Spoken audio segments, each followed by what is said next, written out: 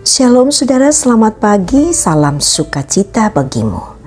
Bahagia dapat berjumpa kembali dalam Renungan Pagi, edisi Jumat 4 April 2025. Mari kita siapkan hati jiwa raga kita untuk menerima berkat Tuhan melalui firman-Nya saat ini.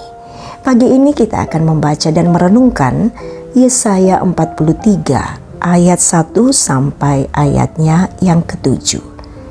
Mari kita berdoa, mohon hikmat dalam kuasa Roh Kudus. Bapa, kami bersyukur menikmati kemenangan melalui kehidupan baru.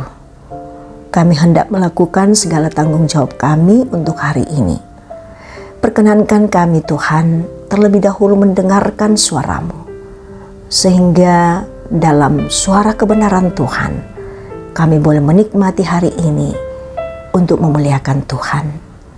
Izinkan kami dalam kuasa Roh Kudus memperoleh hikmat untuk memahami kebenaran firman ini. Dalam nama Tuhan Yesus kami berdoa. Amin. Yesaya 43 ayat 1 sampai ayat 7. Allah adalah satu-satunya penebus.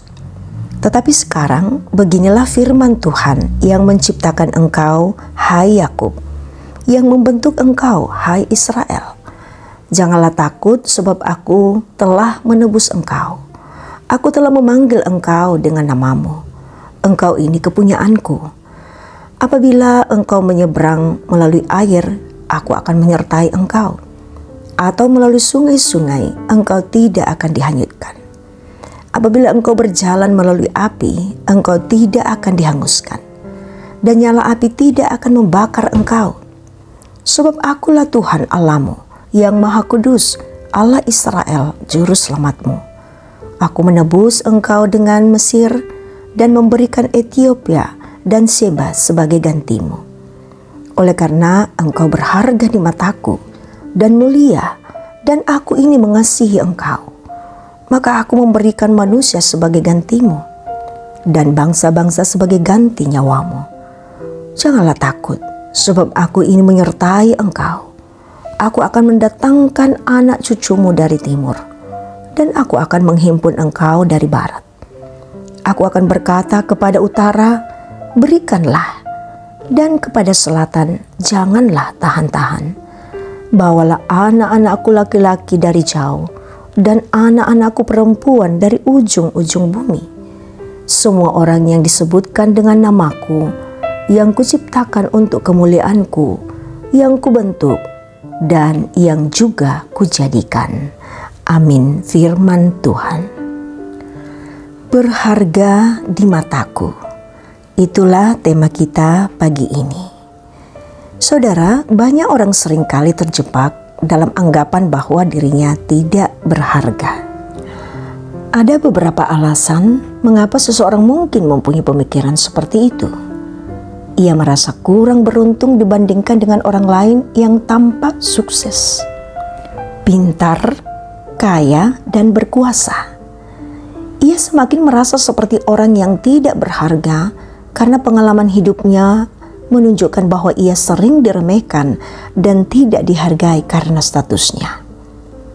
Temannya yang kaya dan yang berstatus tinggi lebih dihormati daripada dirinya yang tidak kaya dan tidak berstatus.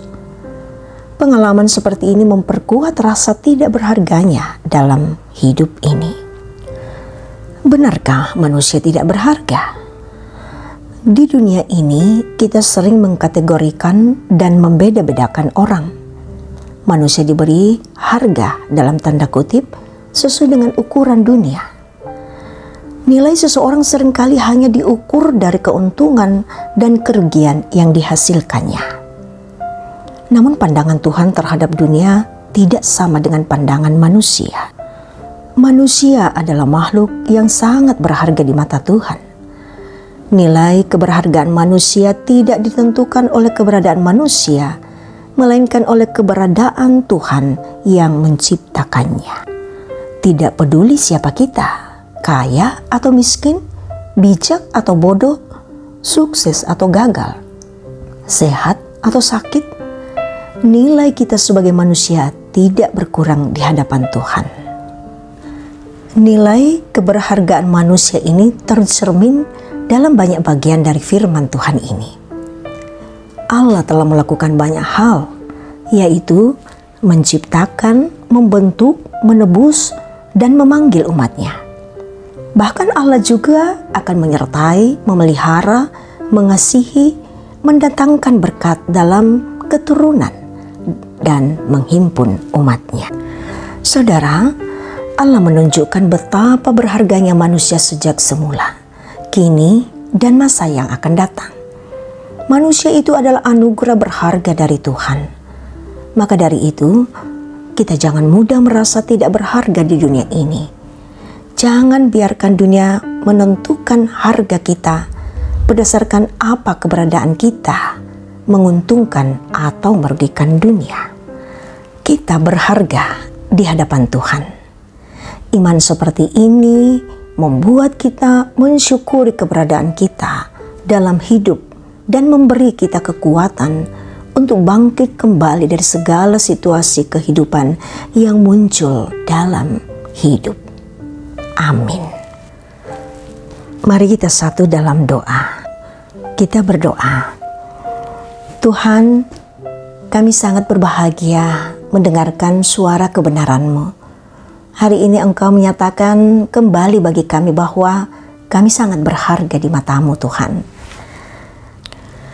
Karena itu, izinkanlah kami dalam kuasa Roh Kudus-Mu sungguh-sungguh memaknai tentang keberhargaan yang Tuhan karuniakan bagi kami. Kami memahami bahwa kami sungguh adalah anak-anak yang Tuhan berkati. Dan karena itu kami hendak menikmati hari ini, melaksanakan segala panggilan dan tanggung jawab kami dalam perkenan Tuhan. Biarlah hati kami diberkati, pikiran kami diberkati, perkataan kami diberkati, dan juga setiap perbuatan-perbuatan kami diberkati. Sehingga dengan demikian ya Bapa, kebahagiaan kami sempurna untuk kemuliaan Tuhan. Kami percaya Engkau mengasihi para orang tua kami yang sudah lanjut usia. Kami percaya Engkau tetap mengasihi kami, sekalipun mungkin di antara kami ada yang sakit, ataupun ada yang berduka cita, ada yang bergumul di tengah-tengah kehidupan keluarga, pekerjaan, pendidikan, tetapi yang kami tahu bahwa Tuhan bersama-sama dengan kami. Perjuangan kami tidak akan pernah sia-sia. Bapa di sorga, pelayanan kami untuk hari ini terberkatilah di dalam kuasa dan kasih-Mu. Diberkati setiap hamba-hamba Tuhan yang boleh menikmati renungan pagi ini. Lahir dan batin kami berada di dalam sukacita dalam iman kami. Ini kami Tuhan yang datang berdoa, berserah, dan bersyukur kepadamu. Dengarkanlah kami Tuhan, ampuni segala salah dosa kami.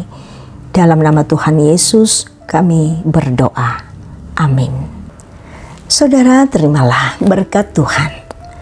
Tuhan memberkati engkau dan melindungi engkau. Tuhan menyinari engkau dengan wajah-Nya dan memberi engkau kasih karunia. Tuhan menghadapkan wajah-Nya kepadamu dan memberi engkau damai sejahtera. Amin.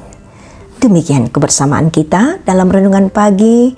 Terima kasih atas kesetiaan saudara. Tuhan memberkati kita.